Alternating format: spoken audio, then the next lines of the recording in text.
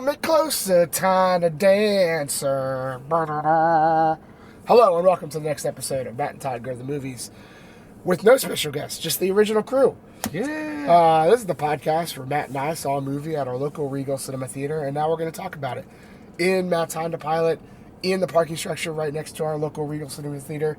And we're going to talk about such things as, should you see this movie? Should you not see this movie? Should you bring a date, go by yourself, bring your kids? Do you have to pay attention, or can you slack off? Should you eat or craft or nap or whatever? Or do you absolutely have to pay attention to every single detail of the movie? And hopefully you get a good movie experience, but we can't control that. But we wish it would be good.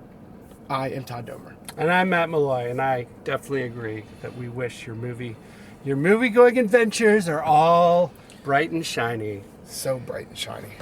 So, we watched a movie tonight called The Ballerina.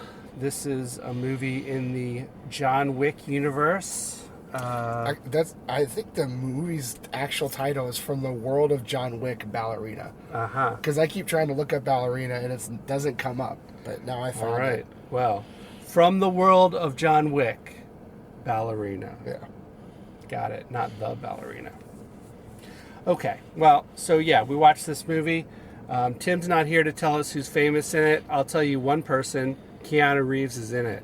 Yeah. That's right. Nailed Old it. John Wick himself. Old John Wick. And that's not a spoiler. He's in the trailers. Yeah. And they have officially announced, or it's known, that this movie takes place during the events of John Wick 3. Parabellum, which I believe was the name of the movie. Yes. So yeah, anybody else who you think... I would say we've got some celebrities in here. Yeah. Obviously, the lead is Ana de Armas. Am I saying that right? Do you think? I think it's probably pretty Ana close. de Armas. Yeah. Armas. So she's been in a whole bunch of stuff. She was in the last Bond movie. She was in the Marilyn Monroe movie on Netflix. She's becoming a household name. If you've seen John Wick movies, and there's some names that probably we should mention. Ian McShane is back as Winston. Angelica Houston is back as the director. Former Addams Family and Addams Family Values and plenty of other things. Yeah. She used to be real famous. I would say she's not as famous as she used to be. No, I think she hasn't done much in the last decade or so. Yeah. And then Gabriel Byrne. I mean, he's been in a ton of movies. Yeah, he typically that's true. plays the bad guy, and he also plays the bad guy in this movie. So, I would say that's pretty much it. Except for, okay, my bad. Norman Reedus is pretty popular these days for The Walking Dead and stuff. He's in this movie. And then, of course, we're going to shout out Lance Reddick, who's dead. Reddick, who passed away, unfortunately. But I think this is one of his last roles before he did. And he plays Winston's right-hand man, Sharon. Got So it. I believe he passed away. I hope I'm just not just creating that from nowhere, but I'm pretty sure he did. Well, if he did, R.I.P. If he didn't, you owe him $5. I owe $5. Lance, if you're still alive, I owe you $5, but you have to come on the podcast to collect. That's the deal. That's the deal. I'm willing, and I don't make a lot of money. $5 is not nothing to me, but I'm willing to give it to you. But you got to come on the podcast for it. Right. There it is. Well, From the World of John Wick, Ballerina, what's it all about?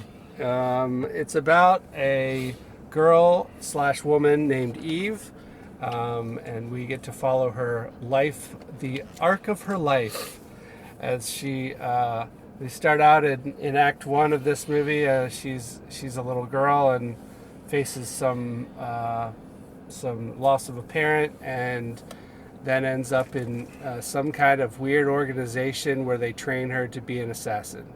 The Roma Ruska. The Roma Ruska. You must not have seen all the John Wick movies. I haven't seen all Yeah. the John Wick movies. I've seen, I think, maybe one. Yeah. The Roma Ruska is like where John Wick kind of comes from. It's the organization that trained him and hired, like, all that kind of stuff. But then in John Wick 3, which is the movie this is supposed to coincide with, it comes in a big way. It comes into play. Got it. So, yeah, so you don't have to watch the John Wick movies, but maybe you'll be a little more informed than I was. Anyway, so Eve, starting as a little girl, gets some training on how to be an assassin. The Roma Ruska is their assassins. They kill people, and so she is getting this training, and we watch her grow up, go through the training, and then become an assassin. But she then gets kind of wrapped up in her mind that she wants to find out who killed her father, who was a member of this organization too. And there's this, I guess, a different organization, a different tribe they call them in this movie. And so another sort of secret organization of killers. Yeah, and so then she to on a quest to kind of Figure out life. To figure out how she's gonna find out who these people are and maybe why they killed her father and maybe gain her revenge. Yeah, and there's lots of fights. Like most women-led movies, it's about discovery. Yeah, but there's just a lot of violence in it. There's a lot of fights. Yes, so. So, I don't want to dance around too much here, Todd, but what are your thoughts on From the World of John Wick, Ballerina? Well, I feel like I have to start... Well, first of all, I'm going to apologize to everyone for my voice, because it's going. It's on its way out, so... You're giving it your best shot. It's all I can do. Mm-hmm. I need to start by saying that I'm a huge fan of the John Wick movies, so of course I was excited about this movie. And while I don't think this is a bad movie or it's going to get a really bad rating from me, there's missteps all over the place with this movie. The most fascinating thing about the John Wick movies, and I've said this on the podcast when we watched the last one, which I don't think you were a part of, is that the world of John Wick is more interesting than John Wick himself. And so I was very interested to get a story more about the world. Obviously, it's centered on this character.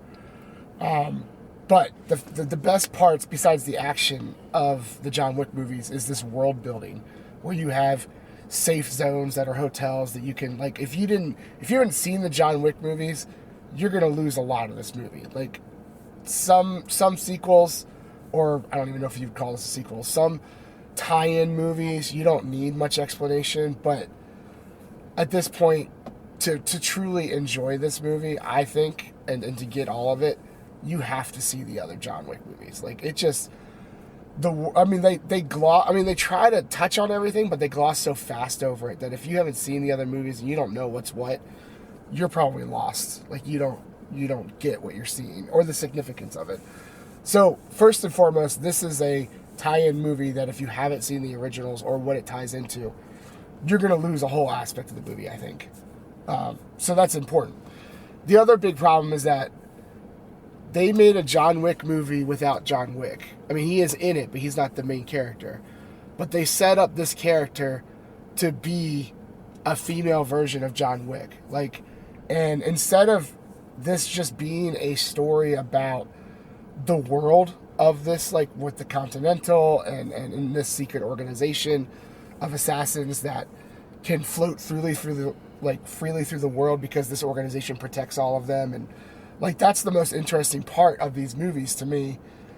And instead of diving more into that, they just basically set up another John Wick story without John Wick. You have this revenge killing plot. I gotta go after them because they killed my dad.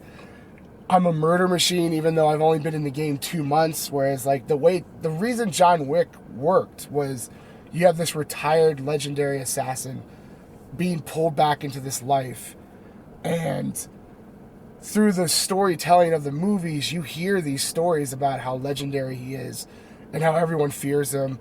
And there's a play into that of, like, when people fight him, maybe they don't go all out because there's just, like, respect for him and stuff like that, which kind of makes it gloss over that he can destroy everyone. Like, that's how I've worked it in my head, is that you're basically fighting this legendary person, so of course you're kind of a little scared or whatever. Anna, or Eve, as we should say, her character's name is, doesn't have any of that clout going on. And they make her a very much indestructible killing machine in this movie, who's only 2 months on the job. And that is a very big error, in my opinion. It was really hard to get past that. Now, there, just like with all these movies, there's incredible action. I think Ana de Armas did really well in the physical aspect. The fights are pretty crisp. I think my problem with interchanging a woman with changing out a man for a woman is that a lot of the fight scenes involved a lot of throwing instead of punching, because I think they have this idea of well, we don't want to see a woman get punched over and over and over again. But it makes it just kind of destroys the tempo of the movie, because I'm like, why are these people throwing her so much? You're a killer. You wouldn't just be throwing her, you'd be decimating her. So it made it hard for me to really get totally sucked into the movie, because there's all these things where I'm like, I don't know, you tried to copy and paste the John Wick movie. Those movies work for Keanu and the character that's been built, in the world that's been built around it, and you just tried to make another movie where you just took out Keanu and put in this woman. That doesn't work like that. What I wanted this movie to be, which I knew it wasn't going to be, was just a woman, just a story about an assassin in this world. I just wanted to learn more about the world.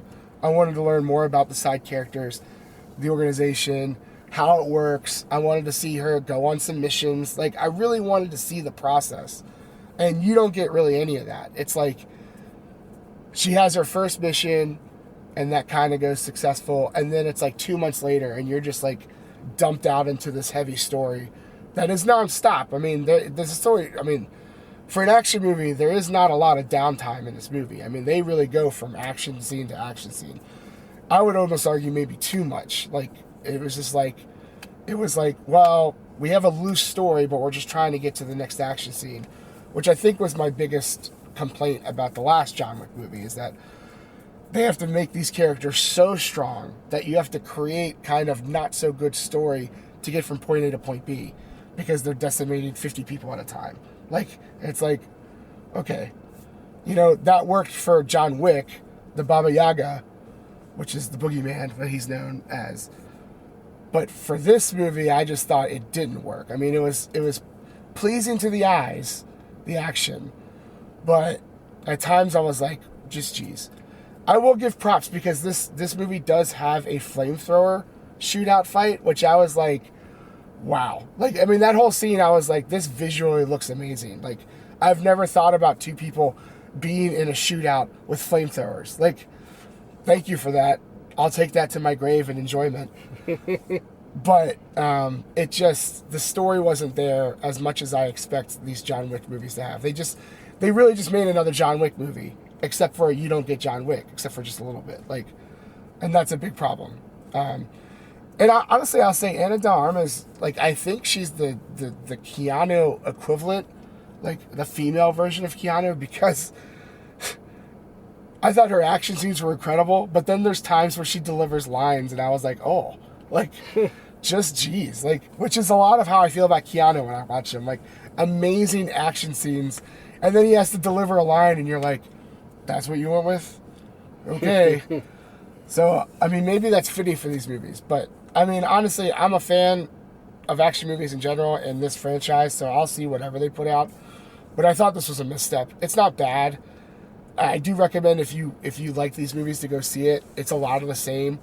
I just don't think they had the ability and the chance to create a really interesting story. And instead of creating a really interesting story, they lined up a ton of action scenes and how do we get from point A to point B. Whereas I felt this movie really could have benefited from just the story to build the world, like I said, to experience that. So, it's going to get a fine rating for me. It's not like I regret seeing it. The action's really good. It's a little bit harder to... Keanu's really good, I think, at these action scenes and, looking and walking like he's battered after them. Too much of this movie was her in this crazy action scene, and then in the next moment, she's running like there's no problems or whatever. Whereas the other John Wick movies, I think, go out of their way to show through the progression of this movie, you have this character of all these things that are happening in a short amount of time take their toll on him. By the end of the movie, he's like barely walking, limping away. Like, and this one didn't have that. I thought, and I thought that was to the disgrace of the movie, in my opinion. So that's me. I'm not going to prattle on. I could probably go on for a while, but I'm interested to see what you feel about this, Matt. As you have not seen the other movies, I'm not sure which ones you've seen, if you've seen any. I think I've seen the first movie. Gotcha. But it's been a minute since I've seen that. So yeah, so I think I have a little bit of a different perspective in not knowing much about the universe of John Wick, and yeah, I didn't really. I kind of picked up on the hotels were kind of special, but I didn't really know too much about that. And yeah, I think you're right. I was a little bit lost at different parts when they were going into like the more detailed parts of the universe, I guess. And yeah, I felt like it was really definitely action packed, but I think I agree with you that maybe there was too much of that. Yeah. Like I felt like I didn't really care too much about the characters themselves. There was no one character really pulled me in as like, oh, I want that person to win or do well or whatever. It was more like, yeah, let's see a cool fight scene, I guess. Yeah. Like super formulaic. Like, you know, of course this movie's going to start on one of her parents being killed because right. You have to be emotionally drawn into this character. But we've seen that so many times at this point that it does not pack the punch that they think it does by putting this stuff in the movie. And we skipped 12 years ahead to a different actress from right from the little girl that we saw to the more grown-up adult version. So even that, there's the connection is not made with the main actress for that perspective. Anyway, I love the flamethrowers as you did. The flamethrower fight scene was awesome. But I didn't really feel like I cared too much about this movie. It was a fine experience, but it wasn't anything special for me. Yeah. I mean, at this point, we're 4 movies into Keanu Reeves' character. Yeah. And so, like, to take a sidestep, while not bad, to expect us to connect to a new character, like, as fast, you know, like, it's, and to do it in a way that, like, okay, well, you know, John Wick's whole thing is a revenge plot, and then he gets kind of sucked back into this world. Mm-hmm. And then the rest of the movies are him trying to re-escape the world. Yeah. But, like, to set it up as, like, a revenge thing, too, it was just, like, it's a John Wick movie paint by numbers, but without John Wick. Like, so, who cares? Like, Right. I did think that it was a little bit I felt like, yes, she was involved in a lot of fights and she won all the fights, but I felt like she was not dominant in winning the fights. It wasn't like when you see John Wick go at his fights, he's like basically dominating. Yeah. She had a lot of close combat, a lot of, as you say, a lot of throws, and a lot of her fights, it just felt like she was just barely winning. Yeah. And maybe that was a better way to go than just to make her like a robotic killing machine. Right. At this point in her career, at only a couple months into being an assassin. But anyway. Well, make no mistake, she storms a town in this movie. She does. And it gets repetitive and, like, come on. Yeah. It's a town full of killers, too. Like, a town of killers. Killer town. Town of high-end assassin people. Right. Yeah, so I won't say I didn't like it. I probably would have benefited from seeing the other movies. For sure. And aside from that, I thought it was a fairly average action film. So, be pretty middle of the road for me. Sure. Well, getting down to it, how many ice skates would you give this movie? Ice skates was another killing spree with a weapon that I enjoyed. Yes. Even though they were very much not realistic because ice skates are heavy, and these were obviously not when they were using them. But you know what? I enjoyed it enough to let it pass. 0 being the worst because then you got no skates to defend yourself, and then what are you doing? 5 being the best because then you can basically have an ice skate on every appendage and then have one in the back just in case you lose one. Yeah. And when you're done, you can go ice skating. You can go ice skating. And invite a friend, too. Yeah. And then maybe one other person who just goes on one leg. Yeah. Well, I'm just going to stick with the regular amount of ice skates for this one. I'm going to say 2 ice skates out of 5. Do a couple kills, skate around a little bit. Yeah. A fine time, but not as great as you could have had, I guess. And that's how I felt about this movie. So I'm going to stick there with 2. I'm going to say, yeah, see this movie if you love hand-to-hand combat. And if you love John Wick, you should see the movie and definitely for those. If not, maybe watch a couple John Wick movies before you watch this one. Yeah, for sure. I would definitely say if you have not seen the John Wick movies, you at least need to watch 1 through 3. Because there's like so much at play in this movie that is a callback to all 3 movies. So